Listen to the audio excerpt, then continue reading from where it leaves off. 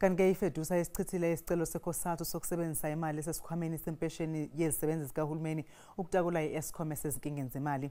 Isicelo semali engu-2.50 billion wamarandi wokukhokha isikweletu seEskom akufanele kube yinto ekhokhwa ngezithukuthuku zezisebenzi.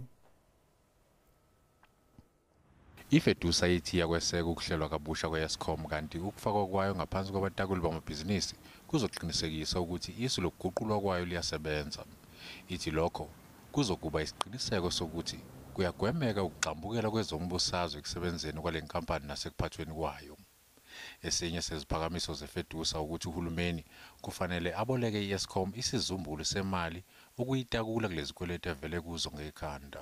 At this point in time, we are calling for government to issue bonds that will support the process, which is the underlying precept, but essentially any kind of intervention must be taken, and going for the extreme at this point in time, placing Eskom under business rescue is an option that must be exercised. IFEDUSA ithi ikhathazwa isiphakamiso seCOSATU sokusebenzisa u-2.50 billion wamarandi wemali yempesheni yezisebenzi zikahulumeni ukukhokha ingxenye yezikweletu zeEskom. Ithi lokho kungase kube inkinga ngokuhamba kwesikhathi uma iEskom ingasakwazi ukuyibuyisa le mali.